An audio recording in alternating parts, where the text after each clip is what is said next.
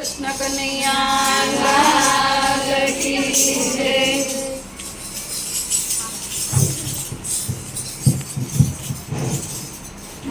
हे कलयुग आव्यो कपरो अने जुओ ने पापिया पूंजाय। हे कान तारी गावलड़ी हे आज कतल खाने जाय। हे कान तारी गावलड़ी हे आज कतल खाने जाय। आज एवो कपरो कलयुग આવ્યો છે કે જો આપણી માતા તો એક કતલ કાને જાય છે। તમને બધાયને ખબર છે કે અત્યારે બહુ હત્યા વધારે થાય છે, પણ અમારા બહેનો આજે ગાયો માટે જાગૃત થયા છે કે ઘરે ઘરે આવા સત્સંગ કરીને જે કઈ ધન રાશિ આવે ઈ આ બીમાર ગવલી ગાયો માટે આ બહેનો એનું પેટનું ભરણ પોષણ કરે છે। નીણું લાવીને ગૌશાળાની અંદર ગાયોને ખવડાવે છે। વાયદા પોતળા વાળવા આવે, ધર ચોમાસું છે છતાં અમારા બહેનો બપોર વસાળે સુતા નથી, ગાયોની સેવા કરવા જાય છે। નકર ખરેખર ગાય માતા વરી હોય ને તો તમને ભણવારને વરીતી, કેમ કે એને આશરો તમારા આંગણે લીધો તો। પણ ખરેખર અત્યારે માં આટલી આપણે હિન્દુ ધર્મ સહી પણ કદાચ આપણને આપણો ધર્મ ભૂલી જશે એટલે આપણી માં હેરાન થાય છે। નકર ઘરે ઘરે જો આવા બહેનો જાગૃત હોય ને તો આપણી માને કોઈ આંગળી પણ ના ચીંધી શકે, પણ આપણે હજી બધાને જાગૃત થવાનું છે। તો અમારા બહેનોને એકવાર તાળીના ગડગડાટે વધાવો કે આ ગવલી માટે એને આ ભગવો પહેર્યો છે। અને ખરેખર અત્યારે સુરતમાં આજુબાજુમાં બધે ગૌશાળા છે, પણ ખરેખર દેશમાં આપણી મૂંગી માં છે તો એ ખરેખર અત્યારે એ મૂંઝાય છે અને પીડાય છે।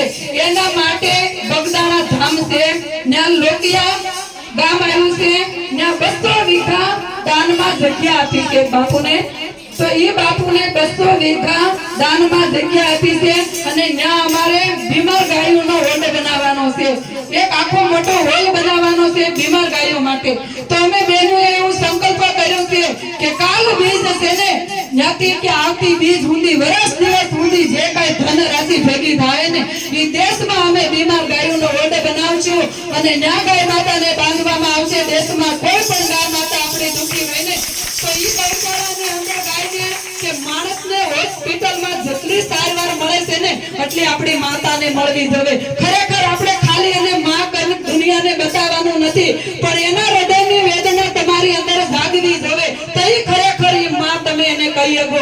પણ નકરી માં કહેવાથી માં આપણી નથી થતી, પણ એકવાર એના હૃદયને તમે જાણી જુઓ કે ઈ અંદર કેટલી પીડાય છે, કેટલી એની વેદના છે અને ઈ વેદનાને ઓળખો ને તો ઈ માં દીકરીનો ઈ પ્રેમનો નાતો ઓળખાય, ત્યાં સુધી ઓળખાતો નથી। પણ ખરેખર અમારા બહેનોએ એક કાળિયા ઠાકરને વચન આપ્યું છે કે એક કાળિયા ઠાકર એક વર્ષ દિવસ જે કઈ ધોઈને અમારે આવશે અને એમાં ધન રાશિ આવશે ને એ અમે બીમાર ગવલી ગાય માટે ઓળે, કેમ કે આશ્રયનું દાન કરવું ને એ મોટો ધર્મ છે। તમે એક આશ્રય કરીને દાનમાં નહીં આપી શકો, પણ અમે એક ઈંટના 500 રૂપિયા મૂક્યા છે કે તમે અહીંથી 500 રૂપિયા દાન દેશો અને દેશમાં ગૌશાળાની અંદર તમારી એક ઈંટનું ધર્માદો થઈ જાય ને એ તમારી હાથ પેઢીને ક્યારે દુઃખના આંગુડા પડવા નહીં દે, કેમ કે એક માનો આશીર્વાદ છે અને એક આશ્રયનું તમે દાન કરો તો એમ સમજજો જોજો જેવી ધર્મ રાજાના દરબારમાં જાઓ ને તે ધર્મ રાજા તમને પૂછશે તમે ખેના દાન કરીને આવ્યા છો। તો ગાય માતાને ઘાસનું તો બધાએ દાન કર્યું છે, અમારા બહેનોએ અત્યાર સુધી ગાયોને ઘાસ ખવડાવ્યું છે, ગૌશાળાની અંદર જઈને 11 કેળા ખવડાવ્યા છે, પણ આ બહેનોએ એક સંકલ્પ કર્યો કે ગાયના આશરા માટે આપણે દાન કરવું છે।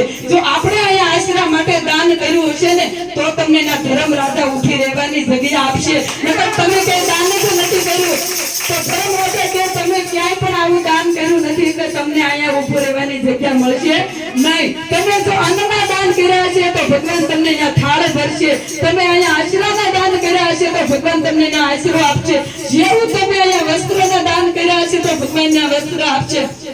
જેવું તમે અત્યારે વાવશો ને એવું સરળ લોકોમાં તમારું ઉગશે, બાકી વાયવા વગરનું ક્યાંય ઉગતું નથી। તમારા 5 વીઘાનું ખેતર હોય ને એક વરદી કોરું રાખજો, ખડ સિવાય કઈ ઉગે તો મને કહેજો, પણ એમાં તમે જો એક દાણા રૂપી તમે વાવશો ને તો જ તમારા ઘરમાં આવશે। એમાં આ એક આપણી બેંક છે, ભક્તિની બેંક છે, એની અંદર ભજન વાવશો, સેવા વાવશો ને ધન છે નહીં. તો એક ઈંટના 500 રૂપિયા છે, તમે ન્યા ઠેઠ નહીં જઈ શકો, ક્યાંય તમે મકાનનું દાન નહીં દઈ શકો, પણ એક વ્યક્તિ એક ઈંટનું દાન કરશે ને તો ગાય માતા માટે મોટો આશરો બની જાય. કેમ કે આપણા માટે તો ઘણું આપણે રહ્યા. આ નથી કહેતા વિજય રૂપાણી કેટલો રળી રળીને ભેગું કર્યું, પણ અંતે કઈ તલ જટલું હારે એવું નહીં. આપણું એવું જ એકબીના સમયે થવાનું છે.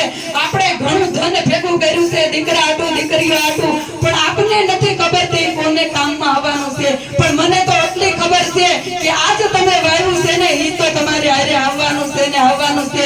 બાકીનું છે ને એનું કોઈ આપણી પાસે લખાણ નથી કરી કોણ વાપરશે ને ક્યાં જાય. પણ આજ તમે વાવી દીધું ને એને કાલ નહીં તો પમદી નહીં તો 3 દી પછી એને ઊભવું પડે ને ઊભવું પડે. તમે આજ બતાવશો તો ને ઈ તમે ઊંડો જેવો તો 3 દીએ બારો નીકળે, પણ નીકળે તો ખરો. કેમ કે જમીનમાં વાવો છો ને એને ઊગવું જ પડે.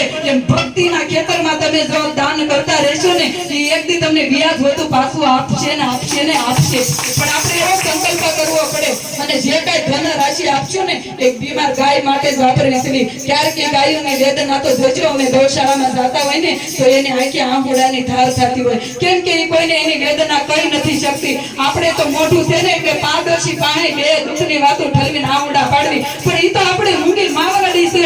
એ કોના ખંભે માથું દઈને રોવે એટલે તો તમે વિચાર કરો. અને તમે એને માં કહેશો, તમે સ્વપ્ની દઈને એને પૂંજો કરો અને છતાં એ માની આંખમાં આંખોડા તમારથી કેમ જોવાય. હું તો એકદમ ઘરે ઘરે બેનું જાગૃત થાવ અને માની વારે ચડો. કદાચ જીવ દેવો પડે ને તો ન્યા દઈ દેજો તો તાળીઓ ઠાકર રાજી થાય. બાકી આમ તો કેટલા જીવ વયા જશે. તો ફૂલો મળતો ફૂલોની પાંખડી આ તમારી થાળી ભરે ને એમાં ભગવાને તમને દીધું હોય ને તો જ દેજો, પરાઈને કોઈ પાસે લેવાનું નથી. આ તો ખાળિયા ઠાકરની થાળી ભરે છે અને આમાં તમે દેવો ને એ વ્યાજ હોતું ઠાકર તમને પાછું આપશે. અને આજ અમારા બેન એક ગાયની વેદનાની વિશે હું વાત કરું તો અવળી દીકરીને ગાય દોરેતા જાય. તમે દીકરીને લગ્ન કરો છો ને તો એ કન્યાદાન દેવામાં ગાય આવે છે. અને પિતૃ તમારા કોઈ પણ મોક્ષ પામ્યા હોય એને આખું કુટુંબ ભેગા થાવ ને પૂછડે પાણી રેડો ને કઈ એને મોક્ષ મળતો હોય. એવી આપણી ગુણકારી માં છે.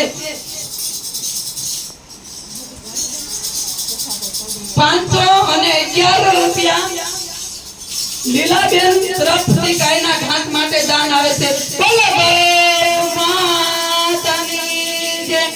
આ ગાયના આશરા માટે આ દાન છે. આજથી અમારે જે કઈ ધન રાશિ થાય ને એ ગાયનો આશરો બનાવવાનો છે. અને એ આશરાની અંદર આપણી માં બેસે અને પછી નાભીમાંથી આશીર્વાદ દે ને એ તો તમારી હાથ પેઢી જોઈશે તો ખરા. એ ઊંઘે ને પછી એ લણે તો જોજો. તમે જોઈ લઈએ તો એટલું તો એ લણી શકશે. બોલો માતાની જય.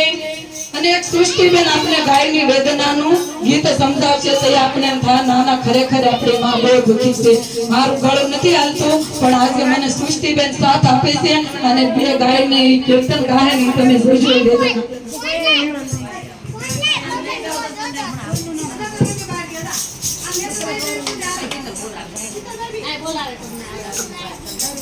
આ બાબી